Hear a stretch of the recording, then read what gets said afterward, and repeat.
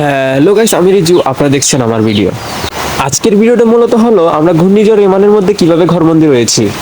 ঠান্ডা একটু বেশি পড়ার কারণে মা কাঁঠাল ভাঙার জন্য বসে গেল। গ্রীষ্মকালীন সময়ে মূলত আম কাঁঠালের দিন, তখনই আম কাঁঠাল, গরমের কারণে আম কাঁঠাল খাওয়া যায় না। তো আজকে ঘূর্ণিঝড় রেমালে আমাদের একটা কাঁঠাল পেকে গিয়েছে। যেহেতু কাঁঠাল পেকে গিয়েছে তার জন্য মা দেরি না করে তাড়াতাড়ি কাঁঠালটা ভেঙে ফেললো, মানে খাওয়ার জন্য। আপনারা সবাই জানেন যে ঠান্ডা পড়লে কাঁঠাল খাওয়ার মজাই আলাদা, সেজন্য মা আমাদের জন্য আজকে ঘূর্ণিঝড় রেমালের মধ্যে কাঁঠাল ভাঙা শুরু করে দিল। আপনারা যাই বলেন না কেন, ঠান্ডার মধ্যে কাঁঠাল খাওয়ার মজাই আলাদা। এই সেই মায়ের হাতের কাঁঠাল ভাঙা। বর্তমানে ঘূর্ণিঝড় রেমাল অনেক জায়গায় অনেক রকম প্রভাব ফেলেছে, কিন্তু আমরা চট্টগ্রামের উপকূলীয় অঞ্চলে আছি। বর্তমানে ঘূর্ণিঝড় রেমাল আমাদের এখানে তেমন কোনো প্রভাব ফেলে নাই। খবরে কিছুক্ষণ আগে শোনা গিয়েছে যে রাতের মধ্যরাতে অথবা সন্ধ্যার দিকে আমাদের এখানে ভারী বৃষ্টি হতে পারে, তার মধ্যে ভূমিধস হতে পারে।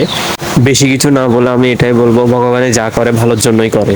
ফাইনালি গাইস, কাঁঠাল খাওয়া শুরু করে দিলাম। এই সেই কাঁঠাল, একটা কামড় দিয়ে আপনাদেরকে একটু দেখালাম। আপনারা যাই কিছু বলেন না কেন, ঠান্ডার মধ্যে কাঁঠাল খাওয়ার মজাই আলাদা। কারণ আমাদের কাঁঠালগুলো, কোষগুলো এত বড় বড় যে আমার গালের মধ্যে আটকেওছে। গাইস, আপনাদেরকে দেখানোর জন্য কাঁঠালের এক কোষ নিয়ে আমি বাইরে চলে যাচ্ছি, কারণ আজকের ওয়েদারটা অনেক ঠান্ডা ঠান্ডা। তার মধ্যে আজকে ঘূর্ণিঝড় রেমাল চলতেছে, যা উপকূলীয় অঞ্চলে অনেক প্রভাব ফেলতেছে, ফেনী এইসব অঞ্চলে। তো আমাদের এখানে তেমন কোনো প্রভাব ফেলে নাই, তার জন্য অনেক ভগবানের কাছে অনেক ভালোই প্রার্থনা। তো আজকের ভিডিওটা এখানে ওয়াচ করতেছি। ভিডিও ভালো লাগলে অবশ্যই ইউটিউব চ্যানেলটা সাবস্ক্রাইব করে দিবেন।